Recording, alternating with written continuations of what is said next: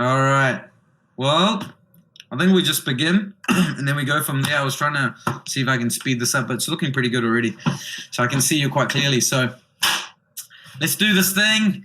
Good afternoon, good evening, good morning, wherever you are. Welcome to the Fuse Life Podcast, episode number 19. We are all about God-given assignment, God-given destiny, and we love comeback stories. And my guest today has a crazy story. If I was a movie director, I would be making a movie about this. And so we're going to hear some of her story. And what I love the most about her, I got a chance to meet her a few months ago, and we connected, is that she is real, she's raw. What you see is what you get. And when you mix that with authentic Jesus, it's amazing. So she's dynamite. I hope you're ready for what's about to happen. Sadie Calamaco, thank you so much for joining us. Welcome. I am so glad to be here.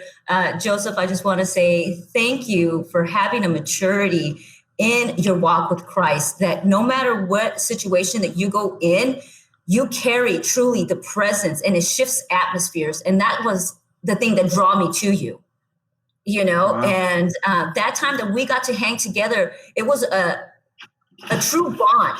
You know, how God said that he knitted us from the beginning in our mother's womb. And I believe that when he did that, he brought people into an alignment of who we were going to meet along our journey, to lift us up, to pull us over. And I believe that you are one of those assigned to me to walk out this journey. So thank you. Thank you for having me on. Wow. Listen, you can already hear she's a preacher and she's prophetic. So it's all on. We're going for it. So Sadie, in the blurb, okay, I already put down some of your story, and there are people just going, what?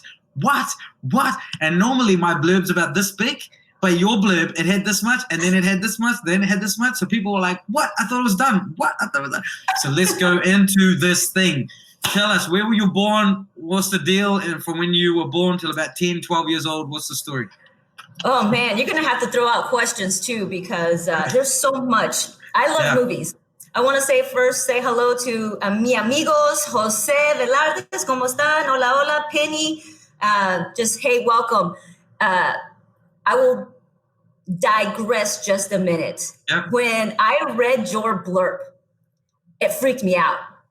And the reason it freaked me out was because I have the secret that I'm going to be sharing with everyone that I've held for 19 years. For 19 years. And it was the most scariest thing when I saw that. I'm like, oh my gosh, the world is really going to see this. The world is really going to see this. Am I ready? And Monday, Father God, through Holy Spirit, said, hey, it's time for you to share it. And I'm like, yeah, sure, whatever. But I didn't think it was going to be this fast. So I'm very, again, honored to be here and to share. It is a comeback story, because no matter what, we can be squashed in the corner. We have to be that clown. You know, that boxing clown that you get punched, you get knocked down, and you come back smiling. Ha. Yep. Well, anyways, you asked where I'm from.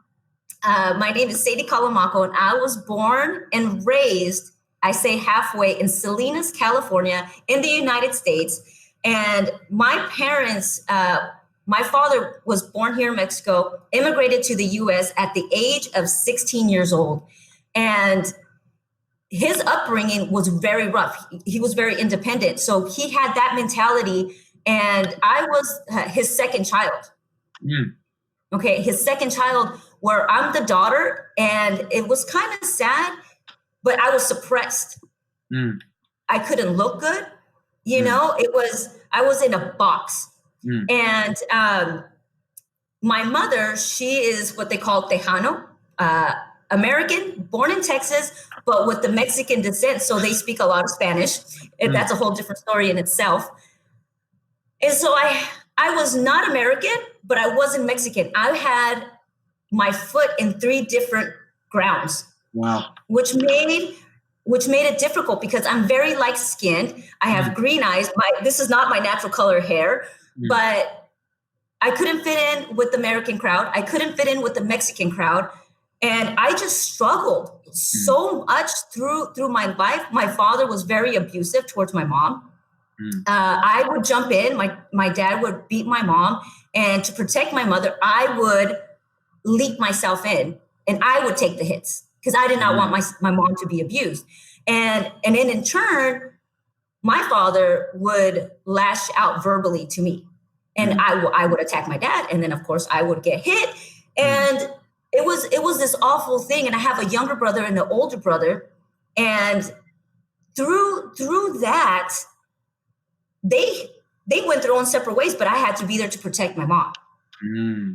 Like, I felt like I never had a childhood because I had to be there to protect my mom. So we have this traditional thing. Oh, Holy Spirit's telling me to go back a little bit.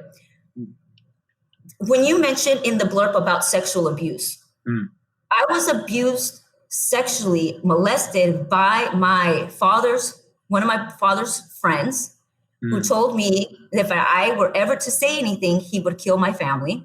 I was molested by one of my mother's best friend's daughters, who told me not to say anything because if she did, I can't remember exactly, but she just said, if I told anyone what happened, then she would do X. And so I was scared. So I had that confusion of what is intimacy, what is sexuality. And as I grew up, I was just so confused. Now you can see the confusion between race, between sexual identity, about what a man's role is and what a woman's role is. Because no matter how much I love my parents, they have this saying, if you do not like what I did, then don't do it with your children.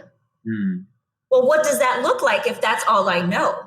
And so my mom would provoke my father to beat her, and then she would get beat to get what she wanted. So it was a way for her to manipulate my father to get what she wanted.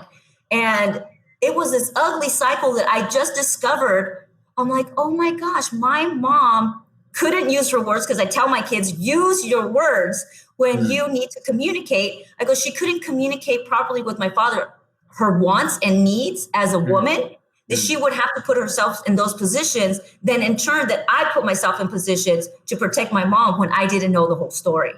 Does that make sense? So. How old are you here in all of this? In all of this, it was 9 years old to 14 and a half. Now, that's not a lot of years, right? Not a lot. And so at the age of 15, we have this traditional ritual. It's called a quinceañera. It's a rite of passage. And that day, the day after, my mom said, you have 20 minutes to gather all your things. We're moving to Idaho. Here I am in California, which I think is the best state in the United States because, of course, I'm from there. We had to move. And I had no clue why, but I just I grabbed all my stuff. We moved up there, and I was so angry because, again, that communication, we don't have to tell our kids everything, but we do have to. I didn't shut off all my stuff, so I apologize for any background noise. Just this anger started raging in me because my mom pulled us out of a community that it was all I knew, into a state that was completely racist at that time. It was 1991. The state of Idaho was very racist, to the point that on my first day of school, I was sitting in class, and this young boy, they called my name, Sadie Martinez, and I go, Martinez. And he flipped around. I remember clearly, he looked back and he goes, why aren't you working on my father's farm? Crazy. What? And I literally flew over there, started beating him up, just wailing on him. I mean, old style gangster. I am kicking him in the abdomen, kicking him in the face. The principal shows up and he's like, we don't know what to do with you. This is not what we do here. So they let me until I got tired, and then the principal pulled me off. And so that was all through high school. I played sports. I was too scared of boys because my mom said if I kissed a boy, I would get pregnant. I mean, totally wrong. I saw my family getting pregnant at young ages, which was very scary for me. So I didn't want to touch any boys. And so here I am playing sports and getting into fights, getting called into the principal's office, the vice principal's office. And they're like, what are we going to do with you? Like, what are we going to do with you? Because how can you be an athlete, the president of the class, and still get into fights? Like, well, whatever, do whatever you want. I would just give attitude. So, and then this guy comes along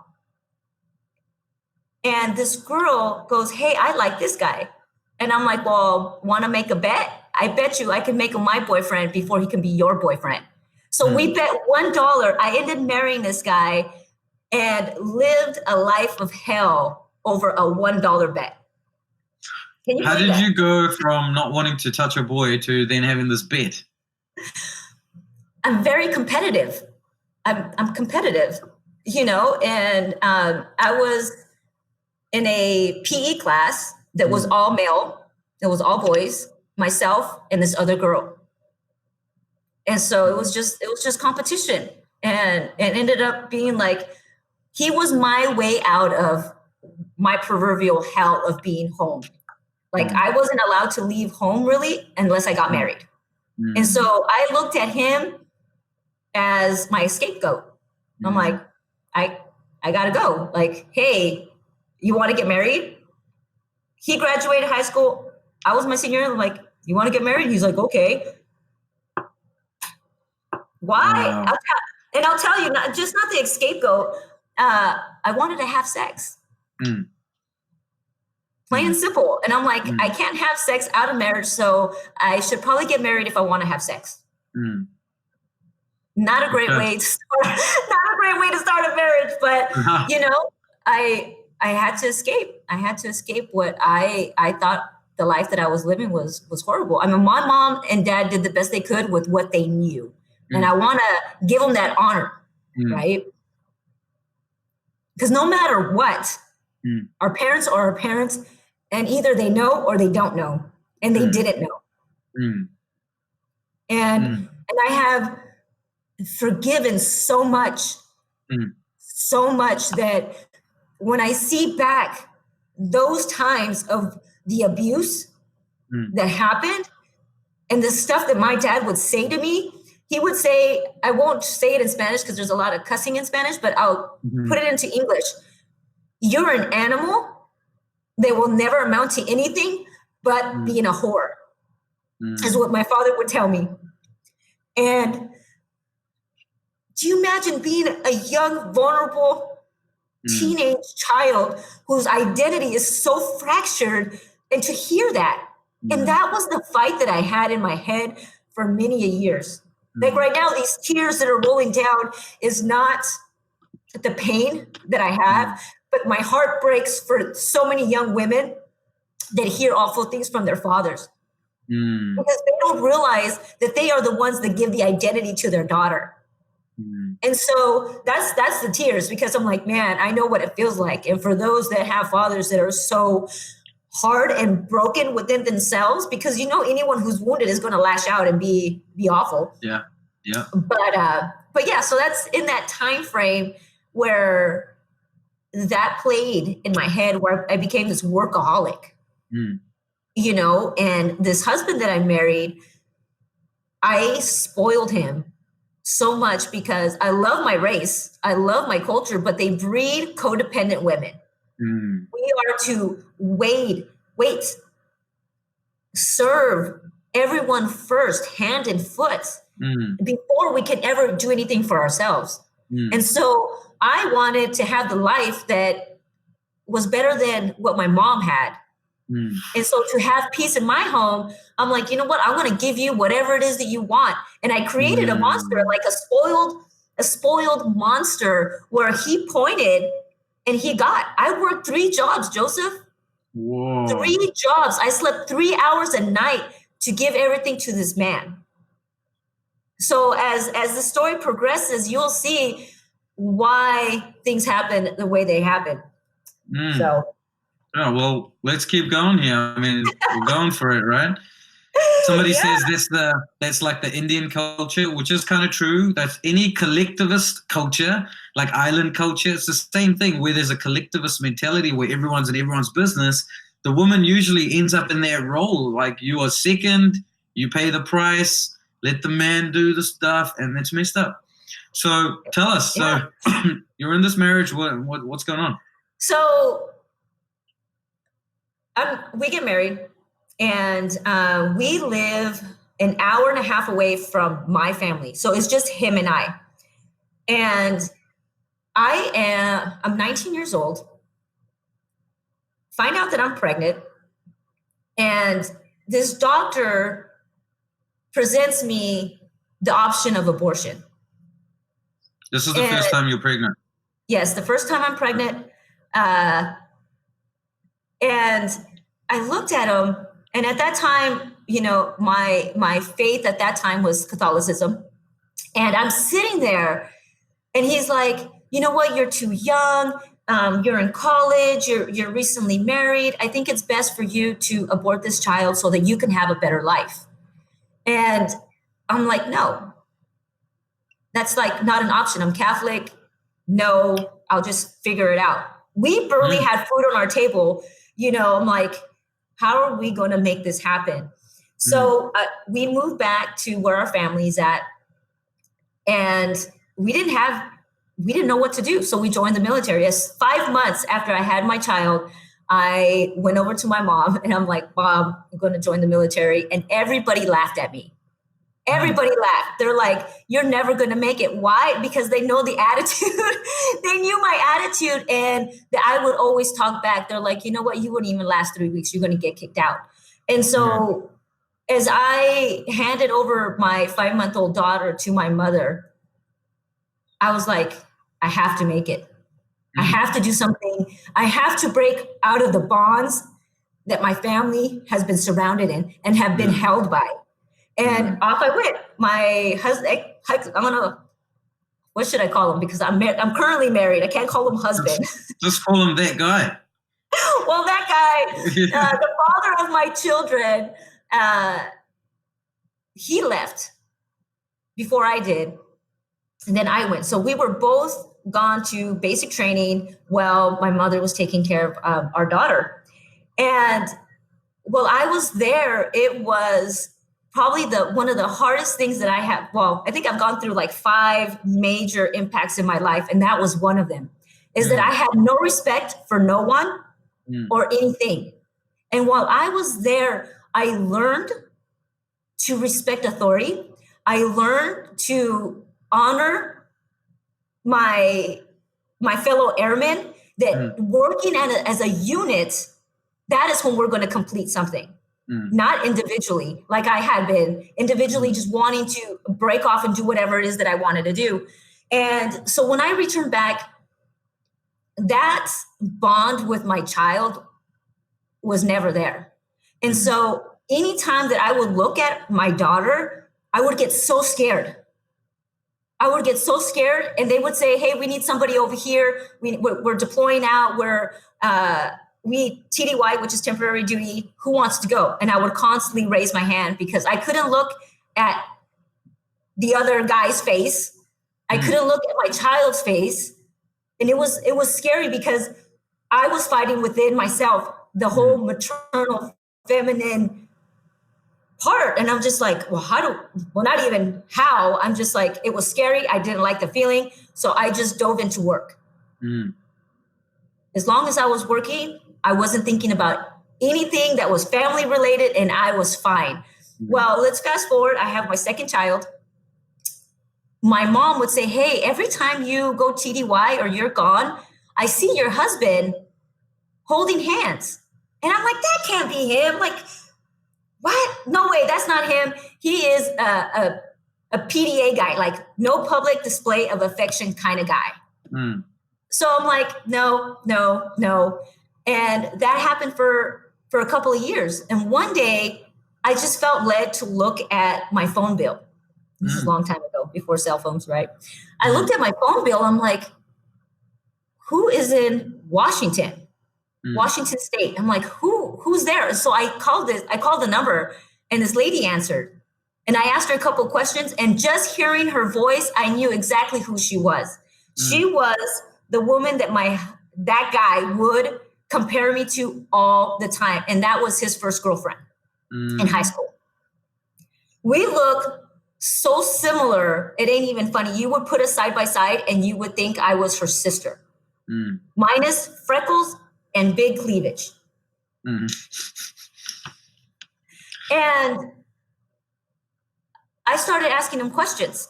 I find out I'm pregnant with my third child. And at this point, Joseph, I'm working the 3 jobs, right? I'm 23, 24 years old. And I'm just like, every day, I would wish and I would pray that God would kill him.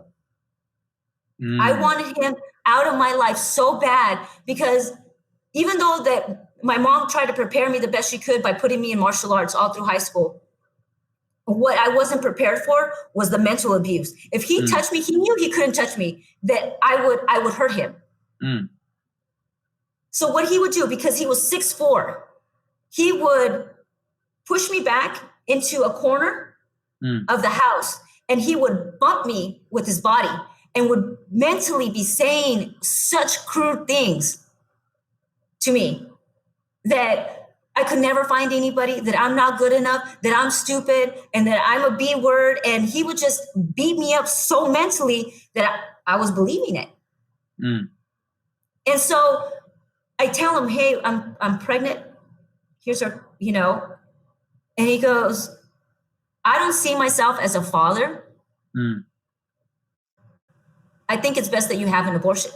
And I'm like, my faith. Like, that is not an option. Like, I'm not going to do that. And he's like, well, if you want to stay married, that's what you're going to do. And here's where the codependency comes in. I struggled with that, but I wanted him to love me. Because when he said, I would stay with you, he'd also say, I would leave her if you were to do this. And as I struggled and mulled over it, I'm like, you know what? I want him. Again, my competitiveness came in. I want him to pick me. I want him to love me. So I went ahead with the procedure, which is it's murder. And as I laid there, there was a sign on top of the ceiling that said, this is your U-turn. And as I read that and heard the sounds ripping out of my body,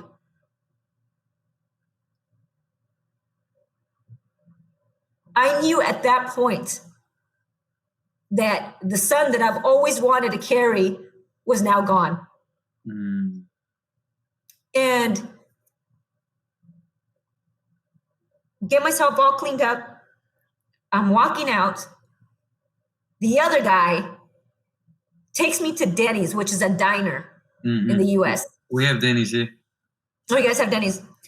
So we go to Denny's, and he's sitting there, and he looks me in the eye, looks me right in the eye, and he tells me, you know what?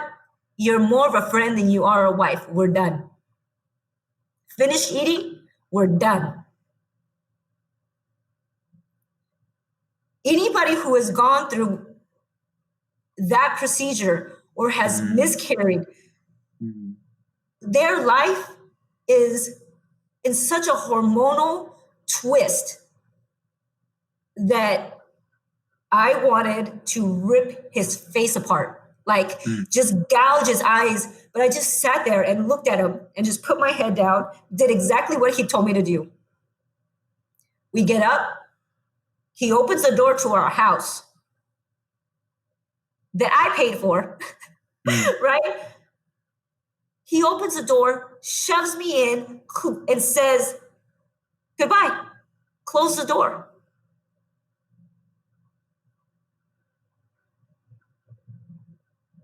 What are we to do?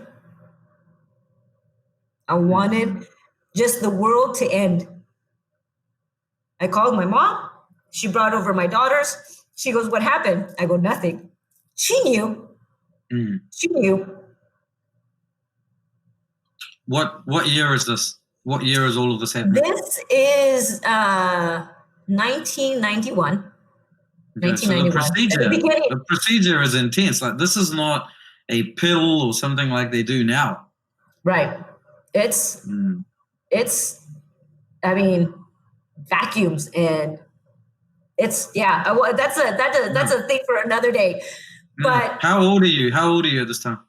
I am about 24. 24. Okay. 24 years old. And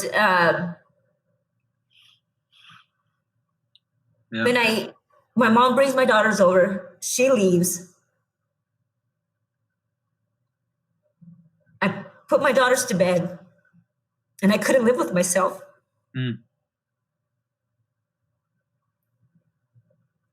I walked into my bedroom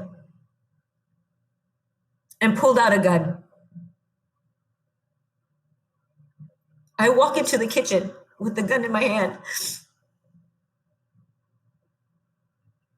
And as I was in the kitchen, I had a list of phone numbers. And I'm like, okay, they say that if you want to kill yourself, that you are to call someone. I called my mom. She's like, you're fine. You're fine. Okay, I hang up. I had about 7 numbers on that. I called my mother-in-law at the time. And she goes, you know what? She goes, I don't love you. I love my son and my granddaughters. Suck it up, wash your face, and go to bed. Wow. Okay? I called my best friend, no answer. Called the rest of the numbers, no answer. And I'm like, all right. Remember that cold metal right here. And I'm like, God, yelling out, God, so-called God, really, if your son died on the cross, prove it, because no one's going to find my kids. Prove it. My daughter, my oldest daughter, is about 2.5, and I have a daughter who's about what? She couldn't walk. She was about 1.5. The door was closed, and my daughter was in her crib. The next thing I know is that she comes into the kitchen. My youngest daughter, Nadine, comes into the kitchen. One who couldn't talk or couldn't walk says, Ma. I dropped to my knees, and I'm like, God, I don't know why you want me here. I don't know why you need me here, but here I am. I called my mother, and I'm like, look, I'm not messing around. You need to come and get me. I want to kill myself. She rushed over. I went to the hospital. I was 98 pounds. Okay, right now I'm 150 plus. I was 98 pounds. I was skin and bones. And when I was there at the mental hospital, it was the first time I saw myself in the mirror, Joseph. And I looked into the mirror as I'm looking at you right now, and I fell in love with myself. I saw my soul. I saw the spirit that God had given me. And I chose at that moment to rise up and say, okay, I'm not what my dad said I was. I am not what the world is saying that I am. I'm going to be whatever it is that I'm supposed to be, whatever it looks like. Here I am. And I would love to say that things got better, but actually got worse. Because the week before I had that abortion, I was invited to church. And this is so important why you have to invite people to church. It's so important to put that out there, because a person invited me to church and I went. There wasn't a lot of people there, but I sat in the back row. And as I sat in the back row, I felt the pull of God. I don't even remember what the sermon was about, but I felt the pull. And as I sat there, I guess it was the altar call, because I was like, I'm not going. And I felt in the back of my t-shirt, in the back of my pants, something throw me up to the altar. And as I flew like Superman, it was one of those old style churches with the pews and the steeple. So there must have had been 20. Anyways, from the back of the church all the way to the front, I went, and what they call snotting at the altar, was bawling my eyeballs out. I don't even know if I said the Lord's Prayer. I don't know what was said, but I believe that was the moment that I truly received Jesus. Because I believe that if it wasn't for that person inviting me to church and the angels throwing me up into the altar, I would not be here right now. That would have been pulled. But that happened a week before your abortion? Yes. Okay. And so how everything plays out, God knows every single thing that happens, right? The good, the bad, all of it. He knows it all. And as I sat in the mental hospital, now I'm back at the mental hospital. I sat there, I'm like, I need to have closure with my dad. I didn't know about forgiveness. I just know that I needed to talk to my father. I get released. I fly to California. At that time, my mom had both of my children. The other guy was out messing around with the lady. I left a friend in charge of my house. And I'm like, look, that other guy's not allowed to be here.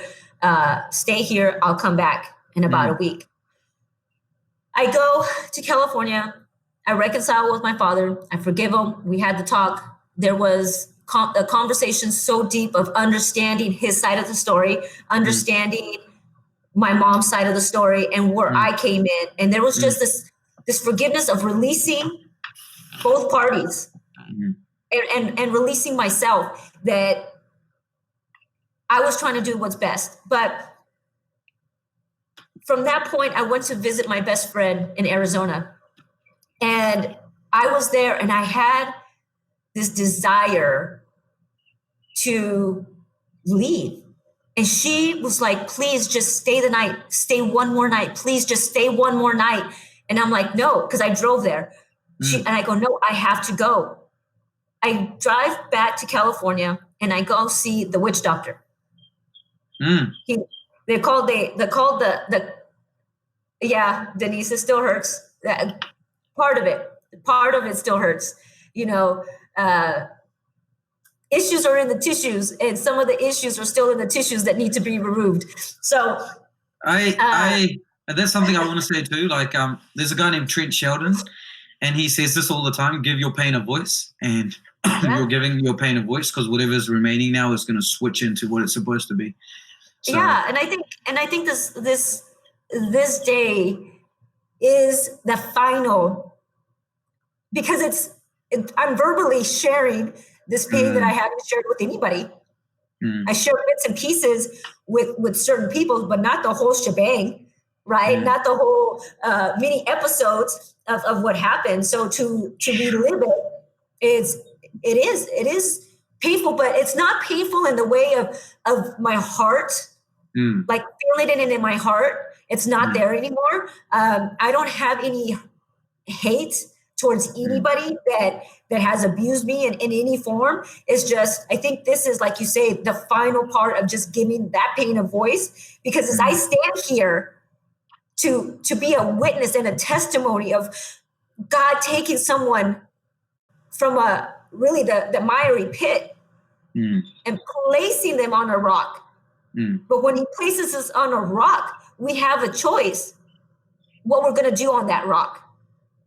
Right? Because we titled this from bitter to better. And this is where it's getting, I'm in this bitter point right now.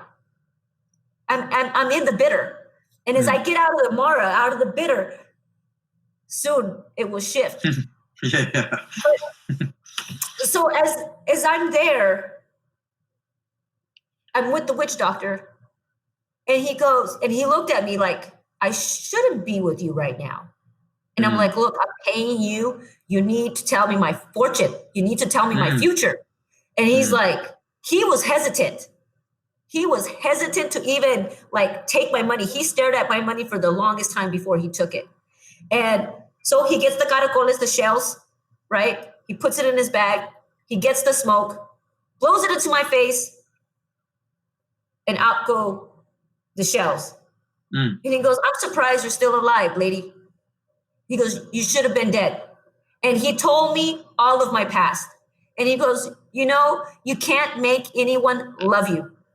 And I knew exactly what he was talking about. He didn't ask me questions. He didn't ask me any questions. But he knew right there. I'm like, oh, crap.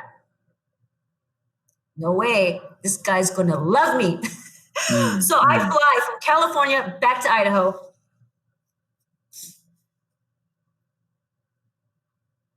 To come to my house and find that other lady in my house.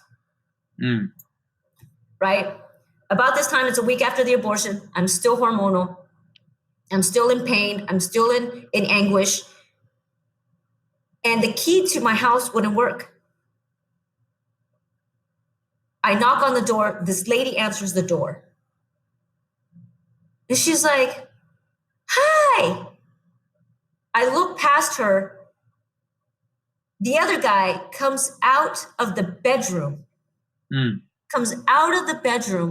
holding her son in his arms like if it was his child. Right there, I literally heard a snap. Pop.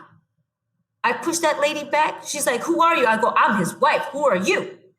She goes, I'm his fiance. Oh, yeah? Beep, beep, beep. Boom. Step into my house. I walk over. My house, I'm a very neat person. My house was thrashed. I walk over and I sit at my table. And you can tell that she was sitting in my seat. Okay. In my seat. I move her stuff. I sit down. And they're all staring at me. Even my kids, they didn't even like, hi, mom, nothing. They're just all staring at me. I called the cops. And I'm like, hey, this is what's going on. They're like, sorry, ma'am. We can't do anything. His name is on the title. That's his guest. And I'm like, he's a cheating husband. And you're telling me that I'm supposed to stay here with this other lady? He moved this other lady in. All her stuff is here. They're like, sorry, we can't do anything. I'm like, all right. All right. Thank you, Susan, for relating with me. That snap, right? But so I'm furious that the police, the people that are supposed to protect and serve, can't protect me. So I'm like, okay, you know what? I'll leave. I get up and I leave. Now, the other guy is a firefighter for the Air Force. And he would tell me all these stories of how he would burn a house down. And I would sit there and listen to all the ways that he would do it. So as I'm leaving, I made the choice. I go, you know what? This Bia is not going to get the house that I worked for. I didn't work 3 years, sleeping 3 hours a night for this other bleep to come into my house and take my house and put her name on it. I'm like, if she wanted her house, she could have her own freaking house. So I called the lady that was supposed to be at the house. I'm like, hey, what happened? He goes, he came over and kicked me out. And I'm like, well, this is what I'm doing. And she goes, oh, yeah, let's do it. Well, this lady slept with him too. The lady you're talking to? Yeah. The lady I'm talking to slept with my ex. And so... Tell me something. What's going on with your kids at this stage? They're there with the dad. They must be so confused. Well, I don't know. They just stared at me. Like, I don't even remember acknowledging them or them acknowledging me. I just remember them staring at me. So at that point, I don't have them. So I go to a friend's house and I conspire my plan. And I go and I burn the house down. Nobody was there. I went in. Nobody was there. The only thing that was there, and any woman or any man who has been cheated on can smell the stench of the other person. And it was foul. And I just was like, you know what? Bleep, bleep, bleep, all of this. I'm like, hell no, she's not going to have this house. So with one of the many ideas that he had shared with me on what to do, I did. What did you do? No, I'll take him out into the grave. Oh, I'm watching this movie, right? I'm watching this movie. Okay, so I'm trying to see. So you went in the house and you did something to burn it down. Yeah. Okay. I guess I'm watching the house burning down. Okay. Well, I'll give you this. Let me backtrack. So the girl is in the car, and I'm like, we're gonna break in through the back window, and we're gonna start the fire in the children's bedroom, where all the toys are. Right? This is where Holy Spirit is amazing. I get the lighter. It blows out. There's no wind. I'm inside a house. There's no air. I mean, not air, but like any kind of circulation of blowing or anything. I click the lighter again. Out it goes. I did it 3 times. And those 3 times, it blew out. The 4th time, it finally lit. And I walked out the front door. Basically, like all I needed to do was like in the movies where they throw that thing back. Slow motion, all the house is burning behind you, some badass music in the background. Sadie strutting. For real, I'm like, walk out. But this is real. Dang, are you freaking out or what? Are you scared? No, I'm just hella pissed. I'm like so freaking angry, blacked out angry. Right? Like I am so furious. And I say, even to this day, after I went through like $50,000 of anger management, doctors, not even classes, doctors, no one can ever get me to that point again of what I felt that day. Right? Demonic? Betrayal. Would you say demonic? If you want to mix demonic in the flesh, it was flesh. Okay. I can't give the devil that much credit. I gotta give myself that much credit. Okay. So did you run back to the car? What? Take off? No, like I'm seriously strolling back to the car. Like for real. Like when I say just throw that thing and throw the deuces, I walk back, get in the car. My friend drives off, and I just see it in the background. Smoke bellowing out. But anyway, and 2 days later, the cop shows up at my house. No, I lie. Take that back. Not that I lie, but that I'm out of sequence. They call me that evening and say, hey, your house is on fire. Come back. And I'm like, oh no, my house is on fire. So I go down there and the other guy is there with the lady. And they hand me over a fat check, right? The insurance company hands me over a fat check. And I'm like, they're like, hey, take it. And I already knew. I'm like, if I take that money, they're going to think that I did it for insurance. Right? And I'm like, no, I can't sign it. The other guy is like, you better sign it. We had a lot of stuff. Anyways, he goes, you better sign it. All my stuff and this and this and this. And I'm like, I'm not signing it. So I leave. Well, I go admit myself into the hospital, right? Back into the mental hospital. Not as a like ploy to get myself out of like the situation, but then I'm like, I did that. And I had no ill feeling about anyone that was surrounding my house. My neighbors, I had, there was something wrong with me. That if I was so numb that I didn't care if anyone else died, there was something wrong with me. So I'm in this mental hospital thinking that, like, what's wrong? So I stayed there for a week. He would show up every day, not to see me, right? But for me, to sign the papers for the money to be released. They were giving him $150,000. and he wanted that money. And I'm like, I'm not signing one single thing. Well, anyways, I get out and the cops come over. They're like, we got to ask you some questions. They were asking me questions and I'm like, nope, denying. And then they showed me the statement of the girl that was with me. She rolled me over. She threw me under the bus. And I had told her, I'm like, don't say anything. No matter how much they push you, don't say nothing. Don't say nothing. Well, within like 5 minutes, they broke her. And so I was then charged, not convicted, charged with first-degree arson. And which first-degree arson means it's premeditated. And so I get booked, but within like 24 hours, I'm out on bond. And bond is like bail. Bail, yeah. So I'm on bail for a year and a half, out on bail, bond.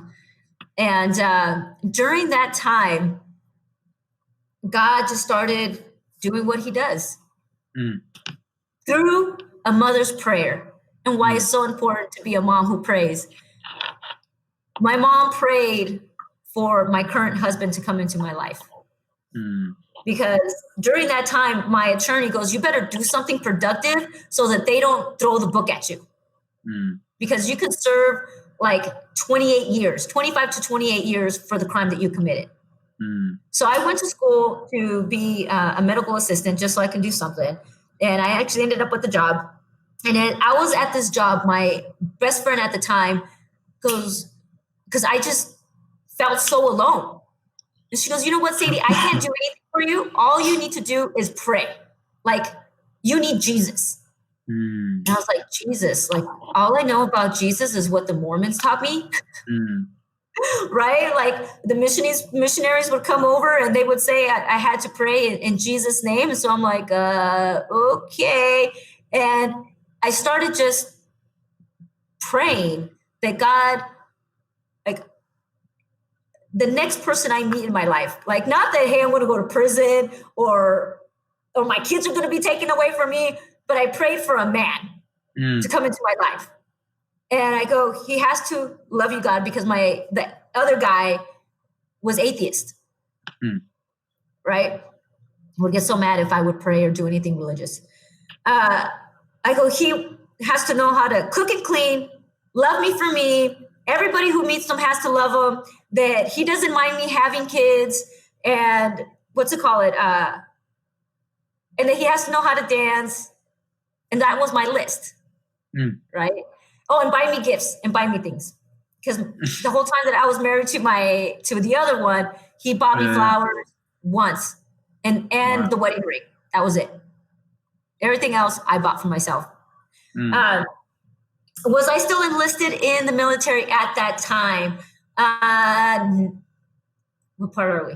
No. Right after I committed the crime, my commander basically called me down and says, you need to be discharged like right now. If you want to be considered honorable discharge, you have to leave right this minute. You have no benefits whatsoever, minus that you only have honorable discharge. So my DD 214 says honorable discharge.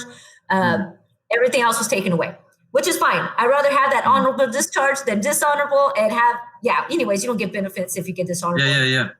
But so to answer your question right there, Miss Rachel, so they called me and was like, yeah, get out, boom, out.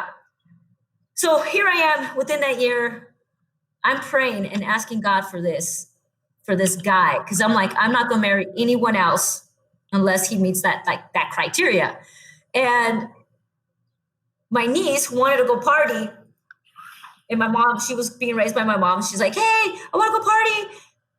And it was this club. And I'm like, at that point, I was drinking so heavy.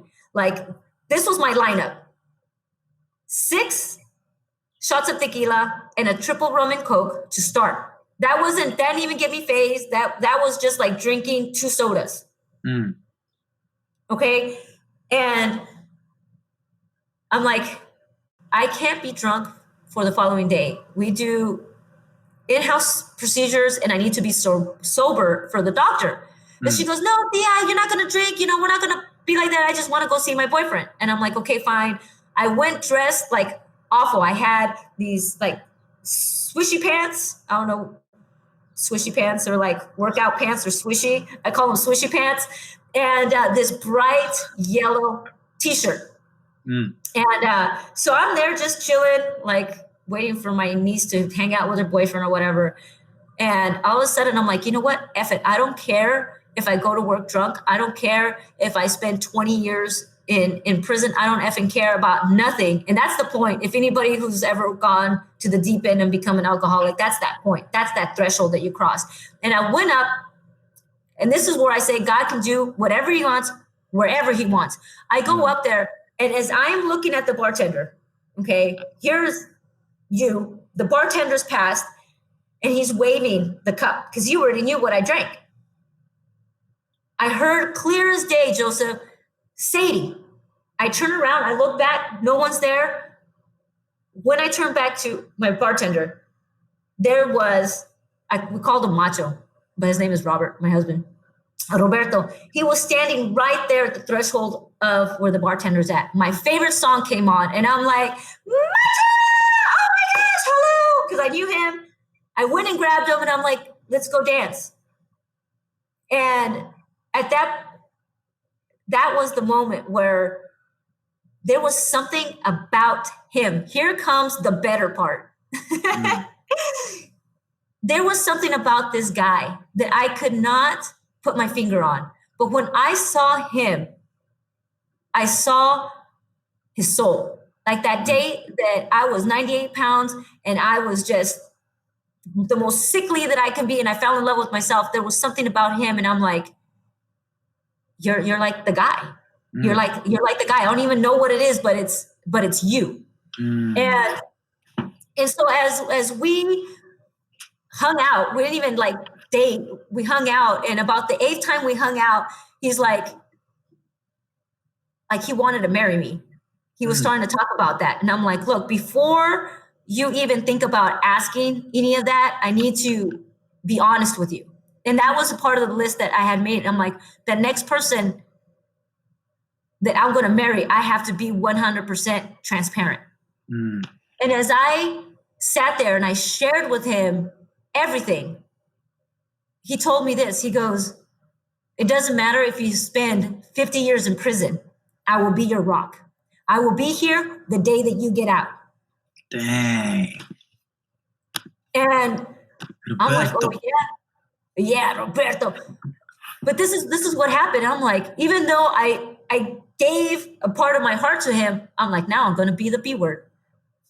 I'm going to show you my true colors. And I was the worst person ever to him. I would punch him in front of my family. I would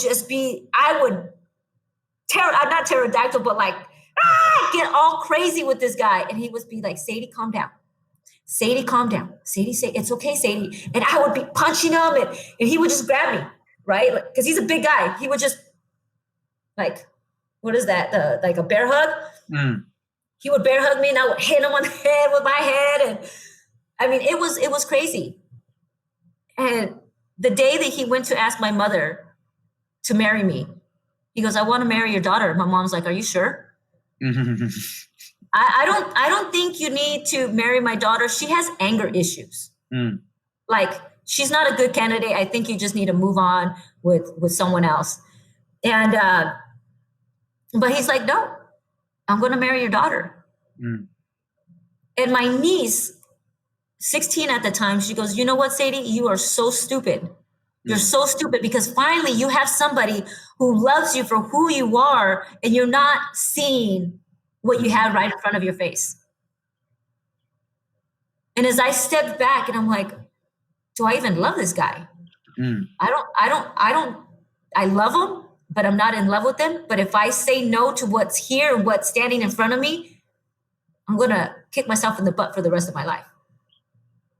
So he's like, well, let's get married. I'm like, look, next week, I'm going to get sentenced. And they're looking at giving me 20 years. And he's like, you're not going to be sentenced because God said I was to marry you. I'm like, yeah, God, whatever. I go and I'm like, okay, if I don't get sentenced, I'll marry you. I go, the judge goes, oh, we're dismissing for 3 more months. And I come back and he goes, all right, we're getting married. So August, what day is it today? Oh, the 6th. Okay. Well, August 16th is, we will be celebrating 17 years of marriage. So we got married. We got married. I freaked out because I'm like, oh shoot, we're in August. But anyways, I'm like, so anyways, we got married. And I asked him, I go, I want everything that I didn't get to have in my first wedding. Because we had a double wedding. My sister and I got married and it was just a real quick thing. But anyway, I go, I want everything that I want in my wedding. Yeah. He goes, whatever you want. And so I'm like, okay, if I don't find this one specific dress, which was this is like how shallow I was. And I'm like, if I don't find an ice blue gown, then that means God doesn't want me to marry you. That's how immature I was of how God is. But anyway, so I went all over all the bridal shops looking for this one specific dress. And I got discouraged because no one had an ice blue gown. And as I got really sad, I'm like, Mom, I guess I'm not supposed to marry this guy. And she goes, let's try one more spot. And as we walk into the last bridal store, this lady was putting an ice blue gown on the mannequin.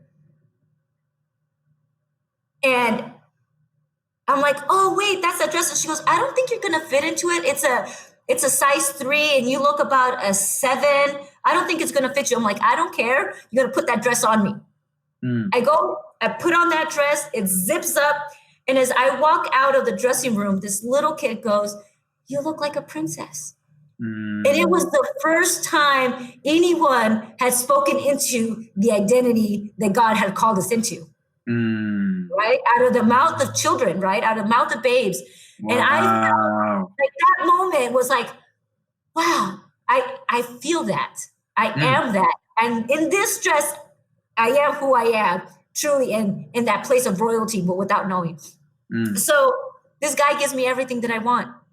We're married 1 month, September 19,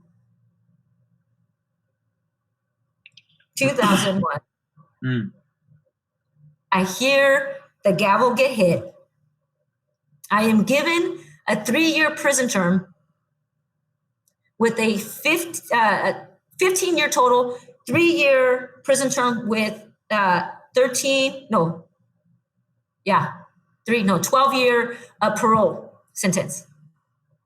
Or then I'm not sure if people know what parole is, but parole is when you're sent to prison and you're assigned to an officer to supervise you for that duration of time.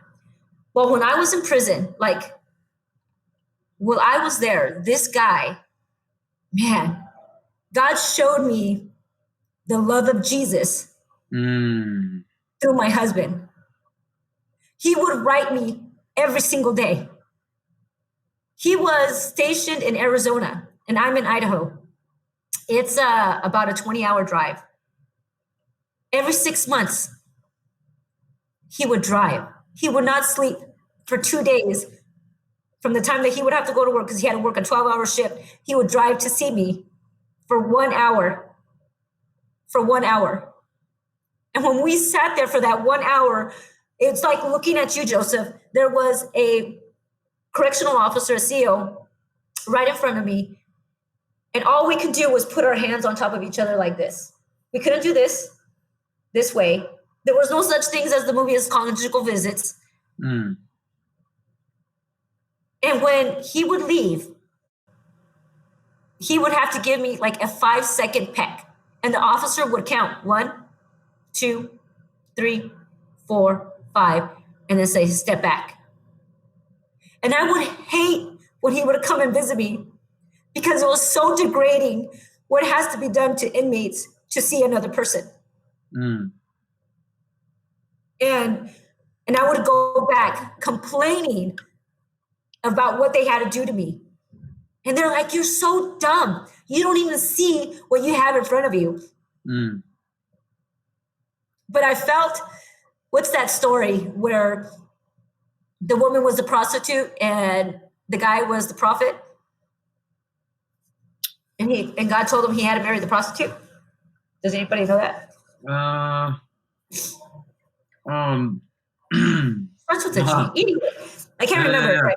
But the people that know. Mm. That's what I felt like. Pull it up. Yeah. Because during the time right before I met my husband, and my first husband left me, I went on a crazy whoring spree. And I felt so like that prostitute. Hosea. There. Hosea. Oh, Rachel put it there. Hosea, that's right. Yeah. I felt like her because you know why? I didn't have value. I did not have self-worth. I thought that the only way I can get what I wanted was to, I didn't even sell myself, but I was selling myself for objects. So here's this man willing to sacrifice what he sacrificed for me. Mm. And that showed me truly what unconditional love is like. And while I was there, that even though I didn't cheat on my ex-husband physically, I cheated on him in my heart. Mm. My eyes always roamed at someone else. My heart was longing for someone else. Mm. So when I finally started realizing the gift that God had given me through my husband, I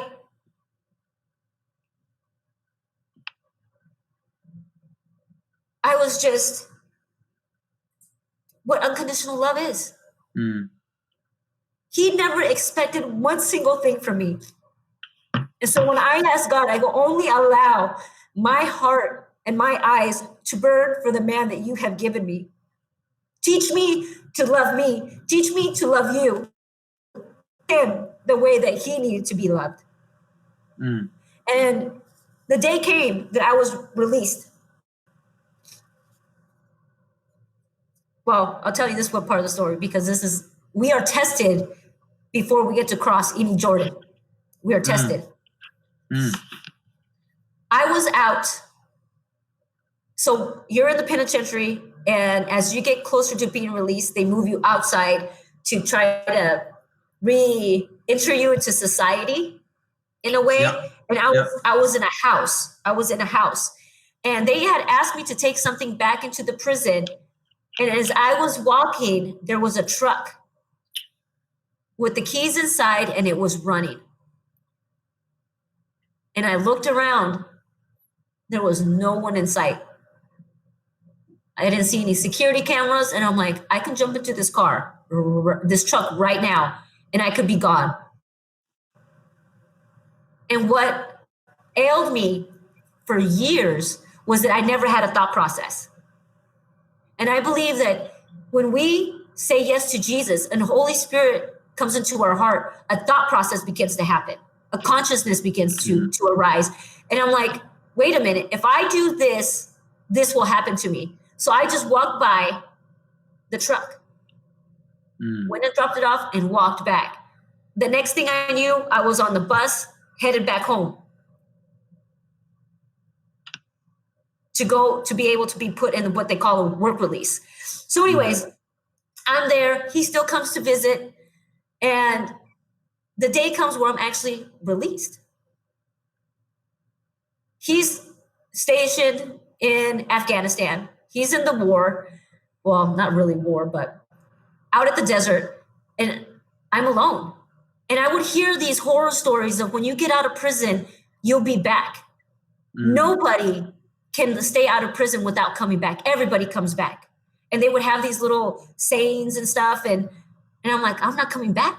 And they're like, watch you be in the tub, in the bathroom. Everybody sleeps in the bathroom when they get home the first night. And as I laid in that bed, trying to readjust myself to not civilian life, I don't know, to life, it was, I want to say like the second scariest thing that I had gone through. Because literally you're so conditioned to be in a 5x8 room with a bathroom, or in a 10x10 space with 3 other women in a bathroom, and here you're given a whole house. I seriously wanted to jump in that tub and go to sleep, but I'm like, no, I'm going to prove a point that I'm going to last. I'm going to stand, and I'm going to stand through my whole time, and I'm never going back. Finally, my husband comes back. We're reunited, and the journey began of what I would want as a godly marriage, you know. And God took us back to, at this time, you know, I had renounced my Catholic faith, totally was walking the word of God. My husband was really mad because I renounced the faith because he's Catholic. I was gonna be a nun and he was gonna be a priest, right? So he was upset and was in his walk, and we're on 2 different caminos, 2 different roads.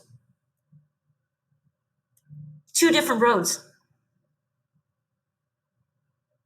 And it was a struggle because I was a zealot.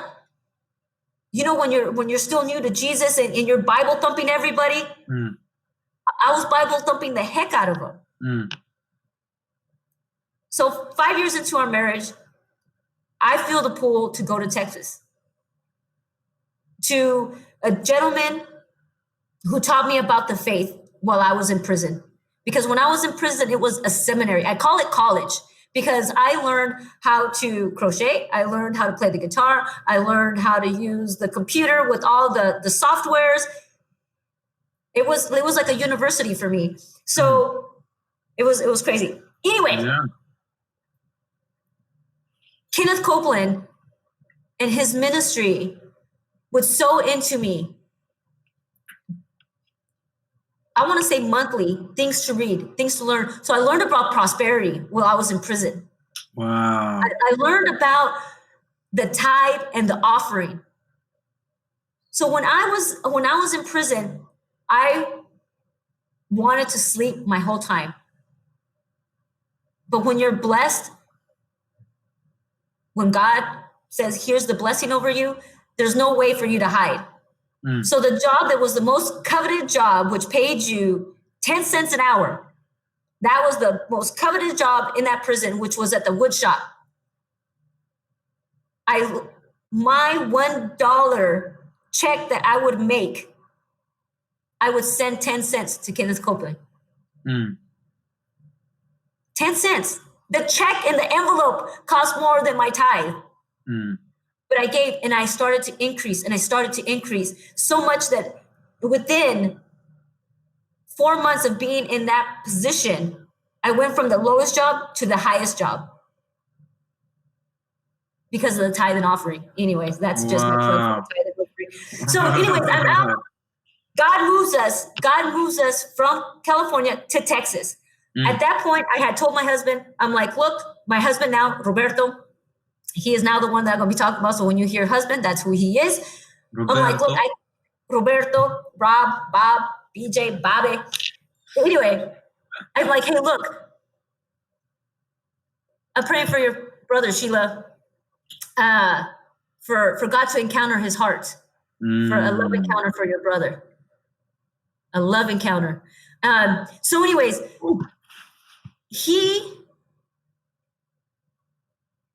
I cannot have any kids. I don't know why. Doctor said that I can't have any kids. After the abortion, sorry, no more kids. He's like, it's okay. I've always seen myself as a stepdad. That's fine. It's okay. We drive all the way over there. There's no room in any hotels except for one. We drive over to the last room in Fort Worth, Texas that was available. And there's a bus and all my faith is gone. Like I used all my faith to get to that place. I'm sitting in the car just like, God, you called us here, like, and there's nowhere we're gonna, I feel like Joseph and Mary, like there's no room in the inn. There's like no room. My husband comes out running to the car. He goes, do you know where that bus is going? I'm like, I don't know. Like, it's a bus. Like, how am I supposed to know where it's going? He goes, we need to get on that bus in the next 10 minutes because it's going to the Kenneth Copeland Convention. Mm. We jump on that bus. And as they're done with praise and worship, and Kenneth Copeland's wife, Gloria, comes out and she goes, God says there's someone here that can't have kids. And he wants to bless them. He wants to open up their womb. And I remember just standing there, opening my arms out like, here I am. Mm. Here I am. You give the desire of my husband's heart. Give him the desire of my husband's heart and fix in me what you have to fix in me. Fix in me. Because I was an ugly mother. Mm. Mm. I was an emotionalist mother. I wasn't there. Mm. And I knew the person that I had to change into to be the mother of this man's children, to be the mother that God was calling me to be. And it was a hard step of faith to take. But I was willing to sacrifice my own discomfort and shame and guilt for the desire of my husband's heart. Mm. A month later, my husband comes up to me and says, hey, you're pregnant. Yeah, pregnant, whatever. And he goes, doesn't your church preach faith? He started throwing the word back at me. Doesn't your church preach faith? And I'm like, I'm not pregnant. And he goes, you have pimples and you never get pimples and you have pimples. He goes, let's go to Walmart and buy a pregnancy test. Mm. And I'm like, I'm not peeing on no freaking stick. Mm-hmm. I ain't peeing on no stick. So he gets the pregnancy test. He puts me in the shower and he's like, I hope he doesn't get mad for sharing this part. But anyways, he's like, pee on the stick. So I peed on the stick and I find out that I'm pregnant. And I go and I hide myself in the bedroom. Mm. And I started crying because the first thought in my mind was, I need to have an abortion. Mm. And all I could do at that point was pray in the Spirit. Mm. Because that's all I could think about was, here God did the miraculous. Mm. And blessed me with the child. And all I could think was to take it out of the world. Mm. And so I get a phone call from my parole officer. Says, hey, you're not supposed to be in Texas. You need to come back to California. And so I drove back to California, 8 months pregnant, hadn't seen a doctor for my pregnancy. Mm. Drive back to California. My husband had to request a change of station. But so we're in two different states. Mm. And I finally, God gave me my son, delivered him, healthy boy. I knew it was a boy and he was going to be Samuel. Because when I was at the college in prison and I started reading the word and I asked God to forgive me for what I had committed and taken a child's life. Mm. And I read the story of Hannah, her crying out for a son. And I'm like, I will name him Samuel. Mm. God, if you give me a son, and here my Catholicism came back, I will crawl on my knees and I'll whip myself and I will do all these things. Please, God, give me a son. I will never cut his hair. we'll take a Nazarite vow. God, please, I want a son. So I didn't do any of that, but I let his hair grow for 5 years. Anyway, I did keep the Nazarite vow. But here was a son. Yeah. Wow. 18 months later, I am handed over a daughter. Wow. Okay. During this whole time, my ex-husband had taken my daughters from me, my older daughters. And I had not seen them from 2002. We're in 2009 when I'm delivered my my fourth child, my last child. And I'm like, some time goes by, I'm like, okay, God, you're funny. You're super awesome. I know that you can bless.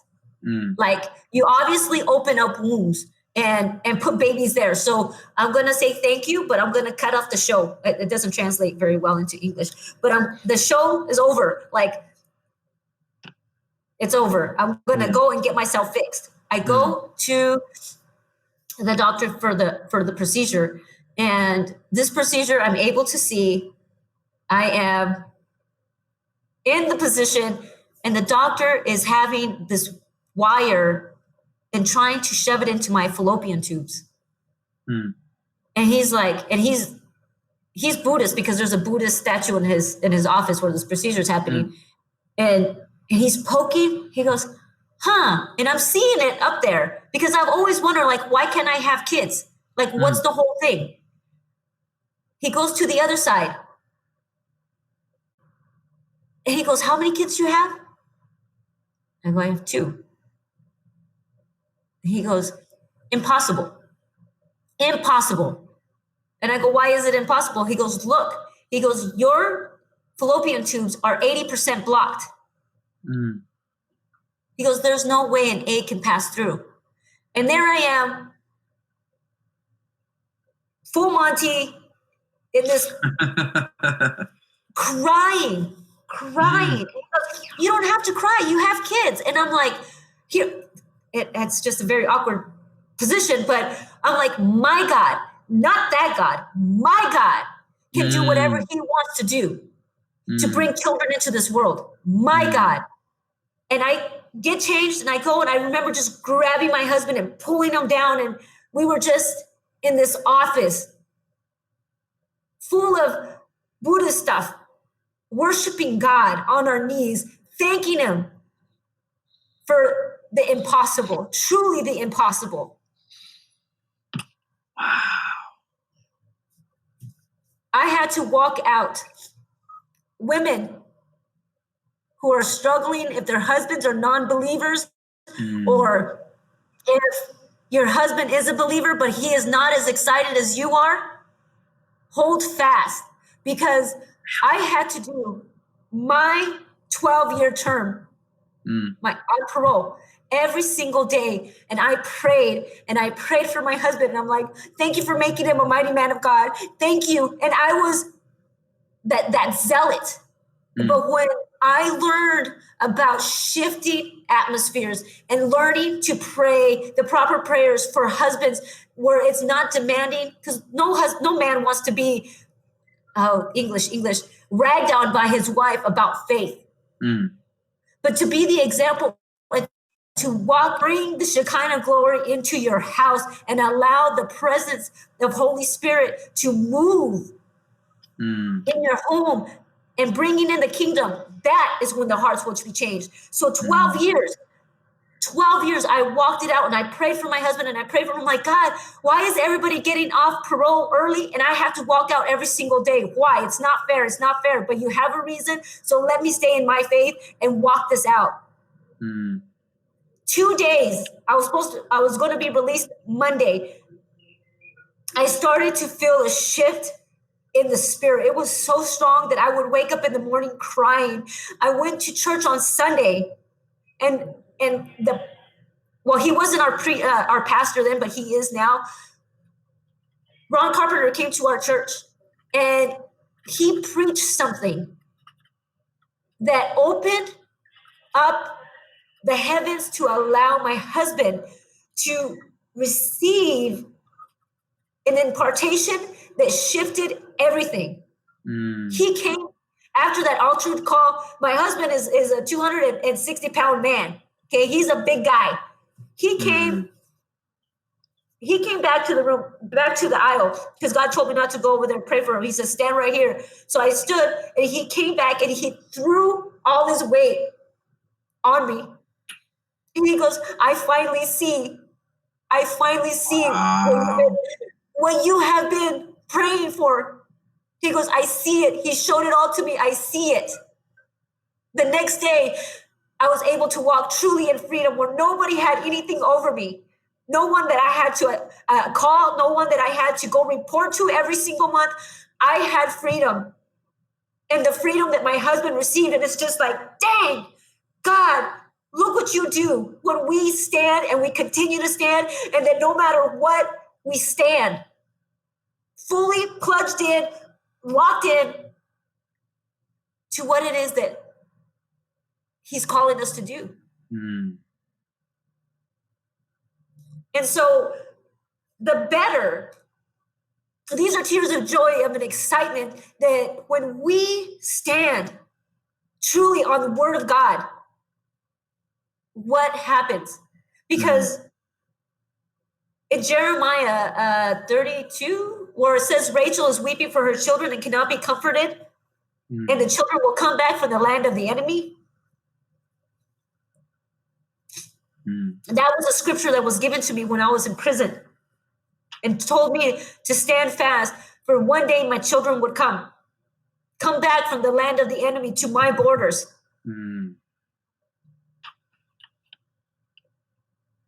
One of the two has come back. So how long are we willing to stand for the promises that God truly gives? Wow. And so that's the part that I went from bitter and angry and just as a lemon to God peeling back the rind and showing the flesh of the heart and giving to him every single avenue, because it was scary when I said, search the chambers of my heart and clear it all out so that there will be room for you and room for it is that you're calling me into. Right? Thank you, Nelly, for that heart. Celine, you're awesome. Penny.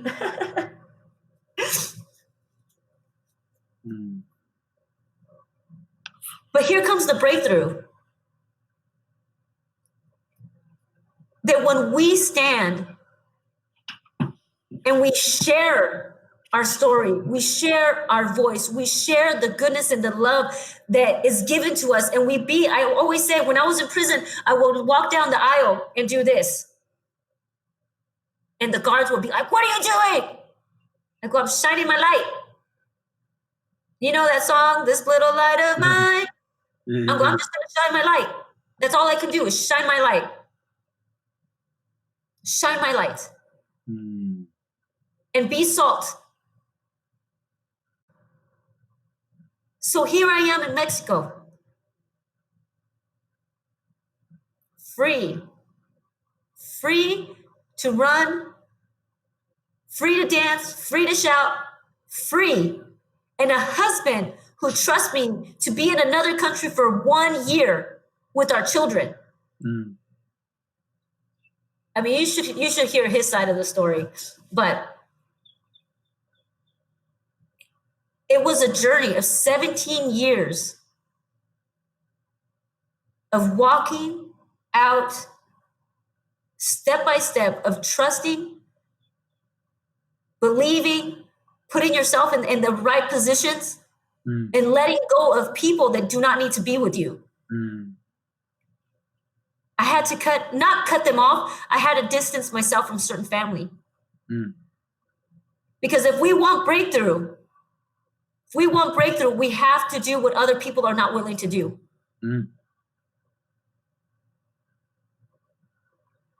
Yeah.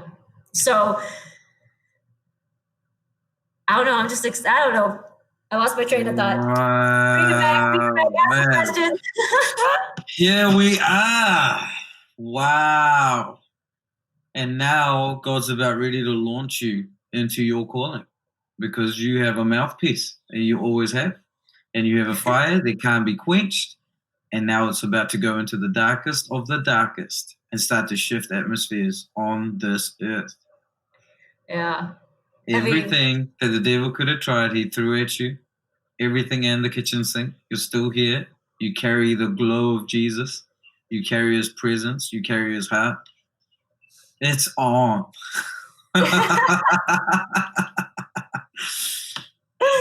No, I don't know. I don't know. I think about that song that would carry me through like the darkest points in prison, because I would wish, not even on my worst enemy, for someone to be in a prison cell. You fight the enemy constantly. People don't make it out. And there's this song, I don't even know how it all goes, but I would just sing this one part of the chorus, which I won't sing out loud because I'm the most horrific singer. You know, that he placed our feet upon the rock. Now I know. You know, that Jesus, lover of my soul. Jesus, I will never let you go. You pick me up from the miry clay, set my feet upon the rock, and now I know I love you. I need you. Though my world may fall, I'll never let you go. My Savior, my closest friend, I will worship you until the very end. I love that song. Wow. Man, that song for real. And that's when, like, truly, when you place my feet upon that rock, and whatever battles, like, seriously, Joseph, whatever battle you go through, your armor becomes thicker, your sword becomes longer, your shield is coated. Why? So that you can stand guarded like this and go back and reach back for others to say, hey, come on. If I'm on this rock, there's room for you too. Wow. There's room. There's room, because who's ever gone through the crap, right? We all have crap. We all have it. But to smile and to laugh, like, I could stand here and just be like, ha, ha, ha, ha. Yeah. Like, devil, you think you got me. You think you got me. But I'm still alive. I'm still here. I'm still breathing. I'm still here. And what? Like, let me get all gangster. But that's Jesus' fight. But I'm like the little brother behind, little sister behind Jesus. Dude. Anyway. Wow, man. Febby, Celine, Penny, you guys are awesome. Rachel, thank you. Thank you. Thank you. That girl is Kaylin. I'm telling you, she's like you, pocket rocket. Kaylin Brown. You know, I feel like I'm called to really to help women.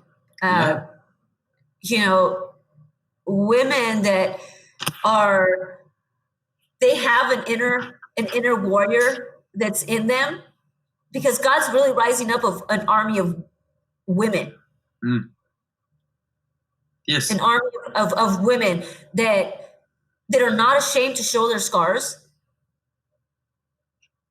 Yep. Not ashamed to stand and say, hey, you know what? This is my story. That was then, but this is now. Watch what the future will hold. and to equip them, because there has to be a grace. There's a grace that's given when you've gone through that. But to get to that place of grace, you have to know how to remove those labels. Yeah. Because there's labels given to us that we give to ourselves, that the people give, and sometimes we don't even want to remove them. But that's what I feel like I'm here, is to help them kick off those labels and break off lies that hold them back. That should be your podcast. I know leadership and all this stuff. You're good at leadership, but that's your podcast. Women of Wonder, Warrior Woman, Women Who Break Through, something like that. But that's your podcast, and you got content coming out of your ears. It's your life. It's in your blood. It's in your DNA. And there's a whole generation that need your voice in their ear every week. That's your podcast. Well, amen. I received that. We'll talk more about it. Well. What is her name? Kaylin Brown. Kaylin. Oh, well, what words do you want me to say? Let me just speak over you right now? Can I speak over her? Do it. Boom. So Kaylin, I don't know if it's prophetic or a word of knowledge, but I'm just going to share with you what I'm seeing over you. Okay. I see 1 foot in stone and 1 foot that's free. And you're going around in circles. And 2 feet away, God has a sledgehammer for you to break off that cement block on your foot, to be able to run the race that he's truly called you to run. Wow. All you have to do is ask for it, and watch the doors that will open for you. In Jesus' name, I release that over you. Bam! Man, I feel it. Sadie, I think you should do 1 or 2 more. Look at these names. All right. Just prophesy with somebody. Let's see. Who else is on? Who wants a word? Let's go that way. Who wants a word? Say me. They're all going to say me. Me. That's a dangerous question. I know, right? Who else is on here? Ebony, she's a rock star. She's a sword carrying. Susan, how do you say your last name? How do you say? Susan, I don't know how to say her last name, but Susan's actually new to Fuse Life. She's had her whole life shifted in 3 months. Yeah, go for Susan. Go tell her what you say. Hey, Susan. One, I want to say thank you for honoring me by being present. And that's what God is showing me about you, is that you are loyal. You are very loyal. Sometimes too much, to a fault of loyalty, that you're hanging around people because you feel like you have to be loyal to them, but God wants to shift you to a higher level, and you're going to have to say bye to a certain group of people. And so there is a grace that's going to come over you to be able to say thank you, but no thank you. I no longer need that. And God's going to elevate you, because I see an elevator going up a couple of floors, not all the way to the top yet, because it takes time, but there's a couple of floors that he's going to take you up, and he's going to bring a new set of friends that's going to support you and come and equip you to the next level that God is taking you. Yeah, that's what I see. Look, you got a whole bunch of me's now. Now we're in trouble. What are you going to do? There's a whole bunch of me's. I don't see any me's. How about if you pick? What? Because all I see is There's so many me's. I'll tell you what, maybe if you have time over the next day or whatever, that you could type a word out for them in the comments. Would that be okay with you, Sadie? Oh, yeah. Wait. Ben. I'm going to give Ben, and Ebony, I'll send you one. And Jesus Velardes, thank you, my friend. Thank you, because this gentleman has just been always a support from a distance, but for him to be here the whole time, I just want to say thank you. I honor you for staying on here, amigo. Okay. Come on, Jesus. All right. Ben. I see a door, and it's an old-time door, and it's a very rickety door. And you've been trying to open that door you're trying to do something, and you're coming against this door often because you believe that's the door that God wants you to walk through. I see Jesus right behind you and pointing at a different door. And that door is not rusty, it's shiny, it's pearly, and it has a handle of a diamond handle.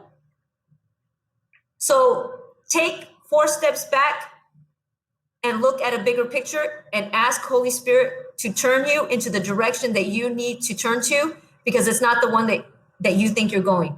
Does that make sense? Mm. Turn to the right. Hopefully that makes sense. Yeah. All right. Maybe the podcast is over, but. Yeah. Well, look, maybe you can, if you don't mind, just write the prophetic word to them in the comments. Is that okay? Yeah, I'll come back. I'll come back. Yeah. Sadie's going to write your prophetic words in the comments for all of you because she's on fire. Yes, all 15. Yes, all 15. But there is one lady that really hit me, and that is Rose. Are you still on here, Rose?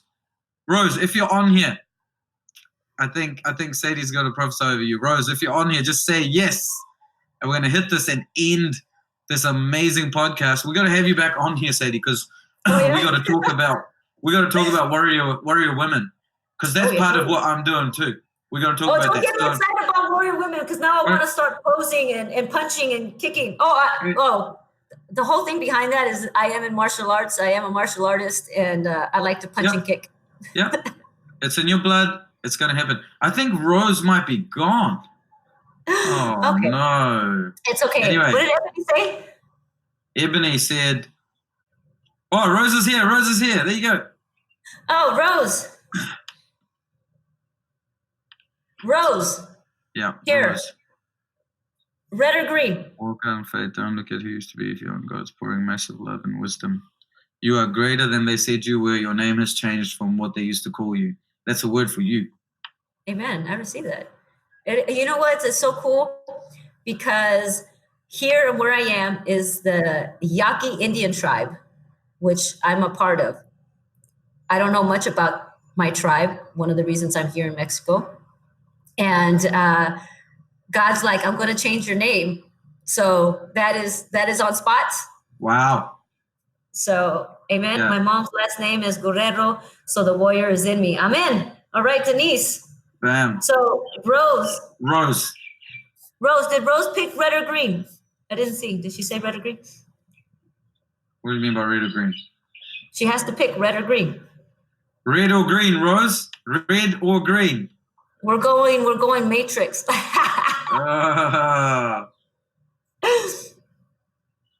God gave me 2 things. And so it's either whichever one she picks, red or green. Oh, but she's never seen a prophetic word like this before. Red or green? Okay, she's not answering, but green. She will answer. Yes, warrior women. So there's warrior women out there. I felt like. There you go. She picked green. Let's go. Hit the green. All right. You ready to grow? I see 3 different shades of green over you right now. There is a dark green where you had a very rough start, and it was tough. You had to really go through a trying time. The outer is less dark. Okay, that's where my Mexican is coming backwards. It's not as dark, but there is a new shade of green because God's going to stretch your tent. He's going to stretch you, and it's going to be uncomfortable, but just know that a wineskin has to be stretched to be able to receive the influx of prosperity that's going to come into your life. In Jesus' name, I release that. Boom, there you go, Rose. Influx of prosperity. So we're going to end this podcast, but we're probably going to have Sadie come on again because we will be talking about her new Warrior Women podcast that she'll be launching. And so we'll talk about that again on this Fuse Live podcast. Now, as you know, we are all about God-given destiny, God-given assignment. One of the biggest messages I preach is before you came here, you were already wired at the very core of your being with what you were called to do on this earth. And we have heard the story, and we're literally watching this woman about to launch into that because it's in her blood. So first of all, I just want to say thank you to all of you guys that jumped on and stayed on. We had a consistent number this whole time. It's nearly an hour and 45 minutes. And then I want to say thank you to Sadie for spending this time with us from Mexico. And that we love you, Sadie, and your story. And we are so excited for what's about to take place in your life. All right, let me de-wrinkle myself from the happy tears. And no, thank you. The last thing we do is before we end every podcast, I ask my guests for their one-liner, a wisdom quote, a wisdom bomb, something that's current in their season. Échale ganas. Échale ganas is don't hold back. You have to give 100% to what you're doing. Échale ganas. Échale ganas. Échale ganas. There you go. Spoken like a true warrior woman. Échale ganas. There you go, guys. We love you guys. Please tune in. We got way more episodes, all kinds of stuff going on this page. Make sure you share this episode with every woman that you know that has been through stuff because they need to hear this. This is not just soulish. This is spiritual. There is an impartation and there is grace to run with this voice, okay? So make sure you guys jump on. Pass this on to as many people as possible and keep a lookout because we're going to have many more episodes coming soon. Love you guys. Take care. Sadie, stay with me, but you can say bye to everybody else. Catch you guys. Faith and patience. Faith and patience. Patience means allow it to happen. Stay the same. Stay persistent. Keep going. Faith, know that it can happen at any moment. Get excited because it can happen at any moment. You were so close. Don't quit now. Keep pushing. You got this.